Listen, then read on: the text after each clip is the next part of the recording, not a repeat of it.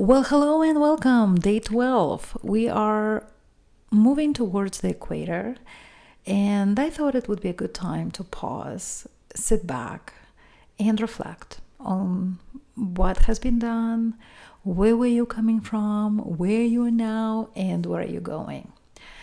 As a day theme, I thought let's call it Crystallize Your Savings. And of course, primarily I mean financial savings, but you can call it whatever you like and count your blessings in maybe a different metric.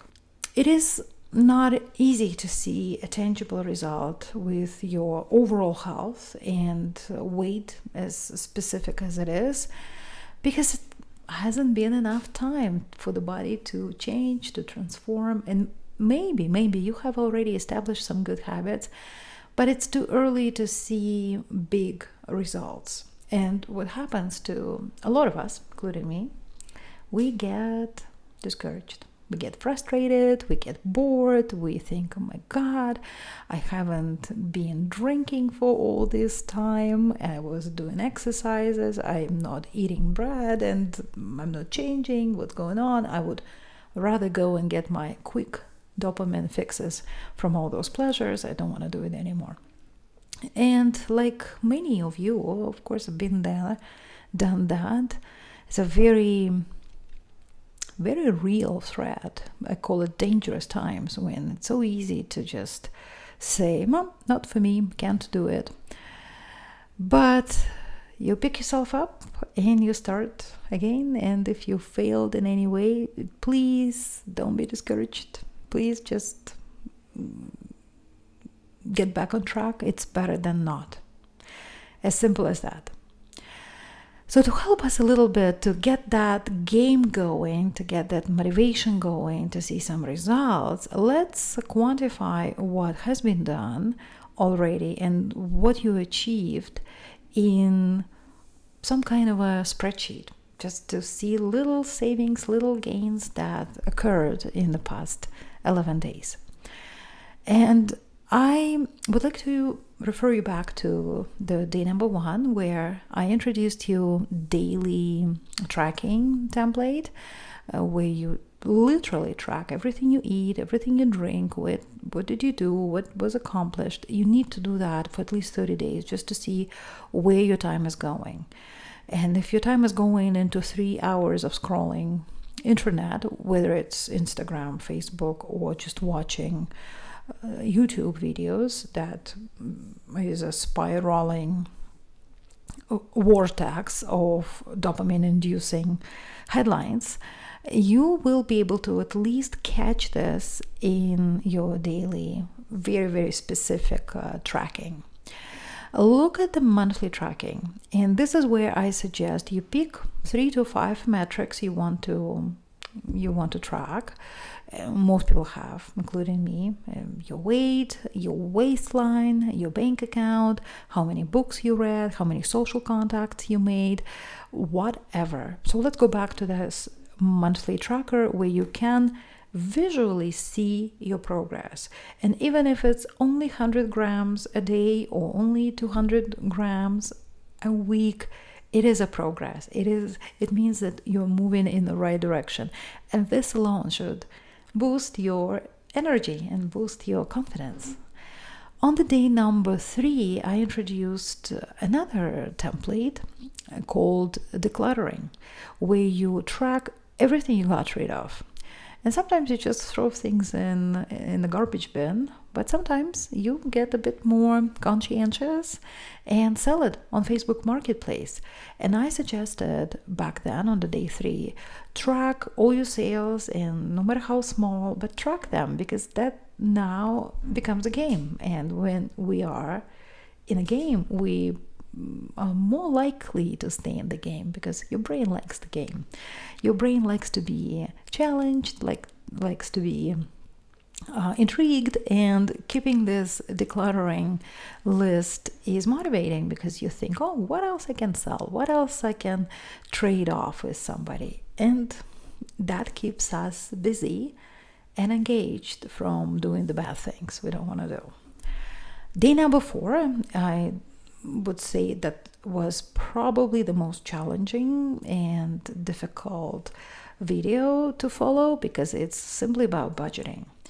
Budgeting, tracking your expenses in a comprehensive way that tracks your shelter, your car, your health expenses, financial expenses, must-have expenses, and discretionary, as well as bad habits, in my opinion, is the way to financially track how well you're doing.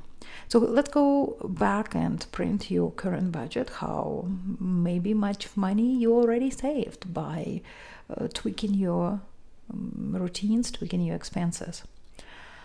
And day 5 and so on, there were videos about kitchen decluttering, closet organizing, beauty counter. And I bet by going through all of this and reorganizing things, cleaning this up, rearranging, curating, I bet you have already saved some money. The problem is we don't know how much. And that could be a bit of a setback because we need to get some motivation going at this point. We need to see positive results. And this is where I am suggesting we have a new template, and I'm introducing it to you right now, where you simply track all these little changes you made to your life on one template, one page summary. And anything can be either one-time gain or a recurring gain or both. I'll give you an example. I sold 2 floor plants in my house. I posted nice pictures on Facebook Marketplace and sold 2 of them for more than $80. One was $80, one was $85. That is a one-time gain of $165, which I put in the bank. Another example, Stephen and I, we cut our data plans. I cut mine long time ago, and gosh, probably saved $8,000 by now by not having data on my phone. I convinced Stephen to do the same, so now we are recurrently saving about $80 every month, which is kind of cool. So that's a recurring gain or recurring gain. I was checking my credit card renewal, and I found that all those fancy cards give you 1 year free just to lure you in. But then as the anniversary comes, they slap you with $140. And if you want a supplementary card, it's another $50 usually. So $200. Every year I was shopping around for a new card, and primarily I did that to avoid this fee. And I thought I have some time on my hand, and why wouldn't I make $200 for making a couple of calls? And last time I was doing this, credit card company, CIBC, that's our bank, said, oh, why are you doing this? You may be eligible for a plan where we would waive this. How much money do you hold with us? And I was quite intrigued. I said, oh, actually, we hold all our retirement savings with you, and that should qualify us for this offer. We checked a few numbers, and the rep on the phone said, yeah, you shouldn't be paying all those fees, and you shouldn't be paying any service charges on your bank account, which is another $15 that we were paying. I was so thrilled because one-time gain here was actually, I wouldn't say it one-time gain, even though it's annual fee. I would call it recurring gain. So recurring gain, $200, like $15, $18 a month, not nothing. That was good. But also on top of it, service charges, monthly bank charges, another $12, so $30 every month. That's good. But then I thought, wait a minute. We're paying all these charges in the last 2 years. And this is when Stephen and I set up all our retirement accounts with the bank. And I reached out to our representative with the branch and said, look, I don't think it's fair. We shouldn't have been paying all this service charges. I went into my bank account. I did search of all the transactions, and you can do search all the bank charges, this, that. So I put right filters. It was easy because there is a filter that is called service charges. And I got the list of all the charges we paid. I cut and pasted it into Excel and got a whooping number of $250. Not $250. I emailed this spreadsheet to my representative, our financial advisor with the branch, and she said, oh, let me see what I could do. But you see, I did all the work for her because I was a financial advisor back in the days, and I would think, oh my God, I have to do it. I have to go to these people's bank account and do all these searches, and I would probably postpone it as long as I could, and I would not be excited doing this. But because I already did the work for my advisor, I sent you an attachment. Of course, you're welcome to check this, but here is how much we spent. She was able to actually get us the service charges back, which was $250. When you think about it, the whole thing of cutting, pasting, searching took me less than 15 minutes, and I'm not making $250 after tax in 15 minutes, because that's almost $1,000 an hour. And if you can frame yourself into thinking that really, how long would it take you to do something like this? Of course, if you don't know how to do the searches, cut and paste and all those things, yeah, maybe you can just ask your advisor nicely to help you out. But most of us can, and we sometimes exaggerate how much time certain thing will take. And in this case, it was brilliant. I got my $250, which is my one-time gain. I applied it into my column that just tracks one-off situations, but the recurring gain is still there. It's $30 a month.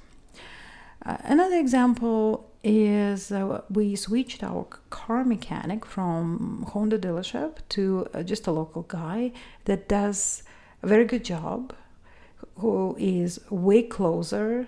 It's much easier to book an appointment with him than calling Honda and being hit with a voicemail, and then they call you back when you're having a dinner or you can't answer the phone, which is the case that we could never make this appointment.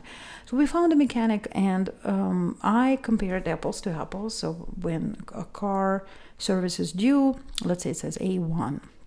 What is A1? Oh, oil change, filters change, tire rotation. Okay, now you know what the code means, and when you're shopping for the service, you can say, you can ask intelligently, this, how much would you charge us, and compare apples to apples. It is harder for most people because they'll just bring their car to the dealership and say, I want my 30,000 service, my 60K service, my 100K service, and that's the end of the story. Mind you, sometimes it is better to do it at a dealership, and for many other reasons, let's say dealership is close to your work and you get great service there, and you just drop your car and they shuttle you to your work, and you don't want to deal with some mechanics. So it's not always the case, but it's often the case. And when I compared certain services, the package that Honda was about to charge us was $750, and same package was costing $480 with the local accountant, local mechanic. And the irony is that it was way easier to deal with the mechanic. You would think, with the local mechanic, you would think that you're paying top dollars to the dealership. They should be there to take your money and book you an appointment, which is unfortunately, or maybe now fortunately, was not the case with us. So go through all these items that you managed to find in the last 11 days, maybe in the last year, and make yourself feel good by listing all of them and highlighting in the column, is it a one-time gain or is it a recurring gain? You will feel good. The main task, the main goal of this task is to encourage you to keep going, to show you your results. And as I already said, it's kind of hard to see your appearance and health and weight results in 11 days, but you may see some tangible progress in your finances. So let's capture that, and that will give us more energy. And then once you have your one-time gain, for example, you manage to squeeze $300 from something, you can open a separate bank account and just track those little savings that are related to your new you activities. Because if you just put it in your major bank account, it will blend in with everything else and you wouldn't see it. But if you have a separate one, it may show and remind you about how good you are. There's one caveat with this. We don't want to incur more service charges than we need. So please don't open an account if you will be paying $10 a month in service charges just to be able to see that you sold something on Facebook Marketplace for $10 after haggling with somebody. So let's be reasonable. There's some, if you have an option for free bank account, go for it. If not, just be careful. Now, as far as saving options, I would go all this one-off gains as building your emergency fund. If you don't have one, please have at least $5,000 in emergency fund, so that if something happens, you don't need to sell your investments in the worst possible times. I could never understand the point of emergency fund when I was young, but living life now, I know that having an emergency fund can save you from a lot of bad things in life. You can shut the door at your employer, but you need more than $5,000, of course, to do that. You can break up with a bad, toxic partner, and so on and so on. So having money is a very good thing. And if you don't have an emergency fund, maybe all those one-time gains that you got from selling something you don't need, or some refunds you may arrange for yourself, or maybe side gigs that you picked up on the way, stash it away and label it as emergency fund. What we used to do in the back in the days with CIBC, we would use personal line of credit, not secure line of credit, just personal line of credit as a bank account, because a line of credit is essentially a bank account with a very large overdraft at a very reasonable interest rate. Because as you know, every bank would have an overdraft, $200, $500, and it's all coded to charge you 20% interest and fees and crazy things like this. But lines of credit, at least back in the days, and please check with your bank, lines of credit really structured as a bank account with a large overdraft that is approved based on your qualifications, and we were not paying any fees for any transactions. So maybe you can set up a line of credit, and instead of borrowing from it, you can just do deposits, and you would see that your credit line is actually in a reverse balance, which means it just has money that are not borrowed. And with recurring savings, if you have emergency fund already, you can open a tax-free saving account and just do monthly investments. And for you to decide how much monthly investment you can make, this sheet with recurring gain, let's say $15, $20, $50, $18, you just tally it up, and now you know. Now you know, is it $100, $150? And right away, you capture this gain. You got the list of things that you rearranged, curated, and improved in your life, and you can set up monthly investment plan. And with monthly investment plan, as a financial advisor, I would always recommend step up in the risk. If your risk tolerance is low, then you can do medium risk, something like monthly income fund, balanced fund, things like that. But if your your risk tolerance is medium to begin with your major portfolio, I would go maybe even high risk, something like precious metals, energy. I don't know anything about crypto, so probably that could be the case too. When you invest a little amount of money on a regular basis, especially the money that you kind of saved from rearranging your life, it's almost like you got a freebie and you invest the money that you just found. The second category, how you can apply your newly found wealth, is debt repayment. Obviously, you can pay down your high interest credit cards, and I would do it first, of course. And if you don't have any short-term debt, I hope you don't, then you can just increase your mortgage payment by the amount of that newly acquired gain. Like a previous example, let's say if you newly found $100, now you can possibly increase your mortgage payment by $100. And many of you would think, I'm not going to invest money, who knows how much am I going to make?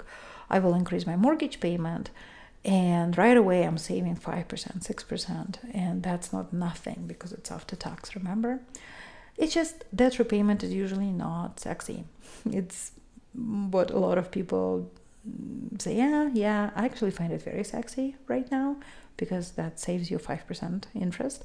But when mortgage rates were 2%, 3%, it really didn't change much. And you want to see results sooner. That's why maybe high risk investing is more fun, because now instead of doing online shopping and spending money right, left, and center just to increase this dopamine and feel happy and feel engaged and feel that something is going on, you can do some research with some stocks, maybe in some mutual funds. Now again, check with fees, because I found out recently that CIBC Investors Edge is charging fee for every purchase, for every sale, which makes it buying mutual funds as expensive as buying stocks. Those are details, let's not dwell on it. So far we explored two big categories where to apply this newly found wealth: to save, maybe invest, and pay down debt. Last comment on the debt: a lot of financial advisors suggest pay one card off, then another card off, then the third card off. Maybe that's a good advice from a psychological point of view, but given the fact that those are financial advisors, they should know better that if you have given amount of money, don't just pay one card off. Pay evenly all cards that you have. If you have one card, of course you pay one card, but if you have 2, 3, 4, divide your amount and try to be as far as possible from this credit limit, because the way credit score is calculated is how much of available limit is utilized.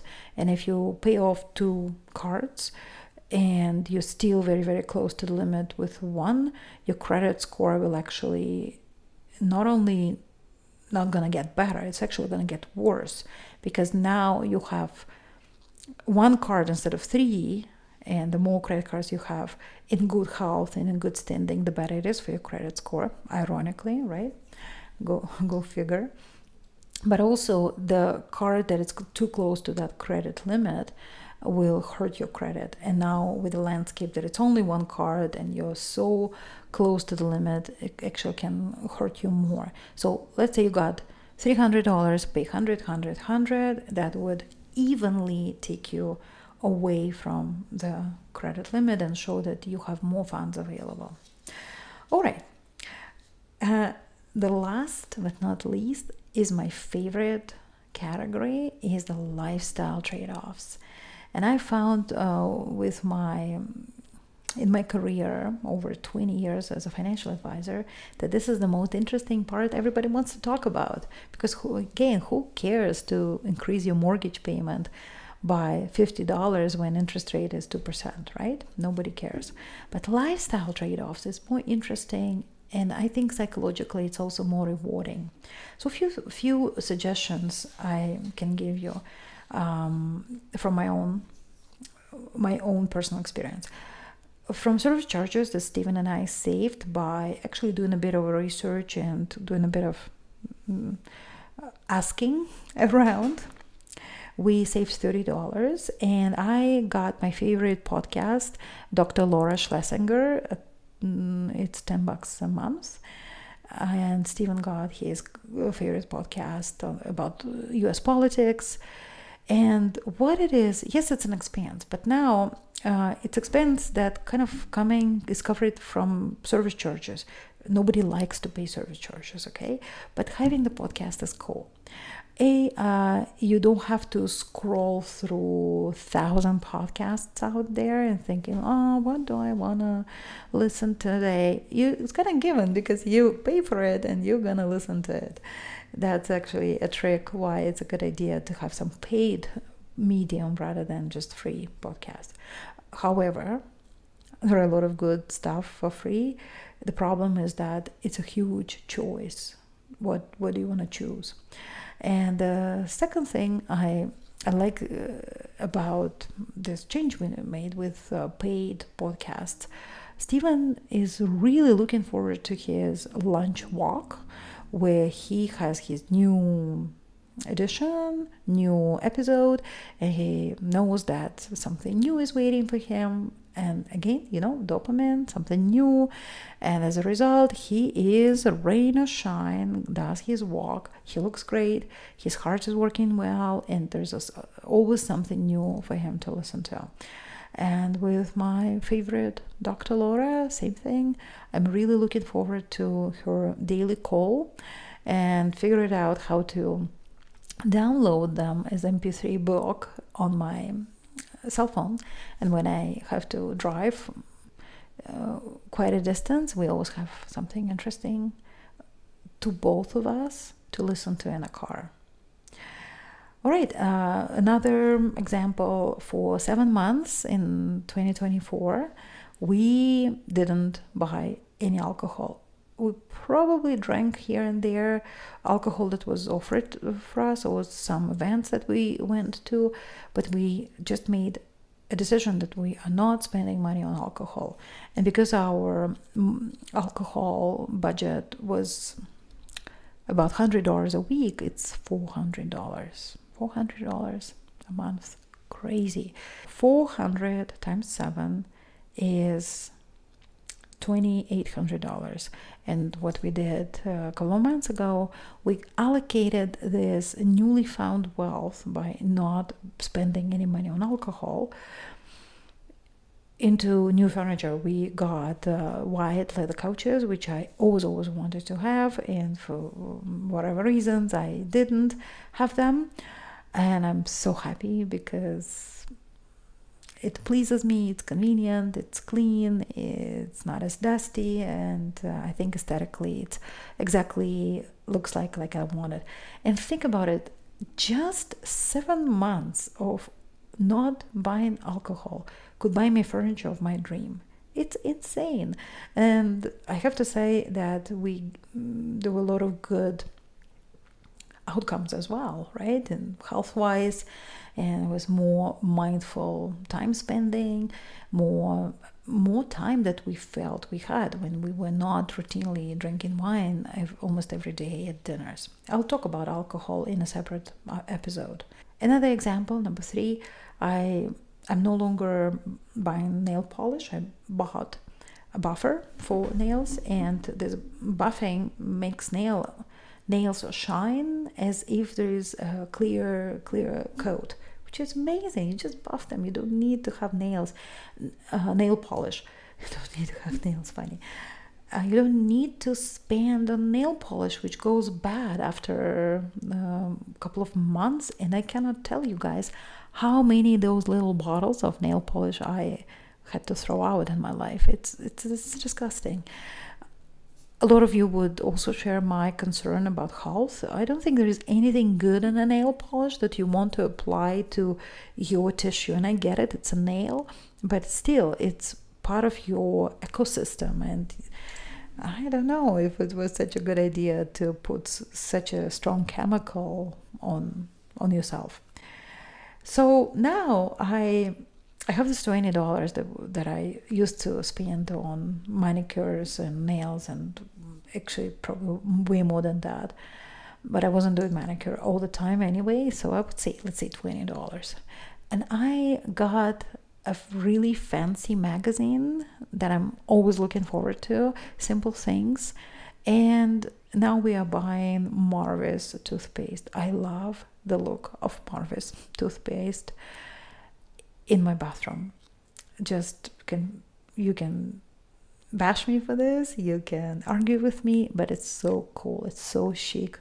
And that's a lifestyle change. Instead of nail polish, got Marvis toothpaste and a fancy magazine subscription.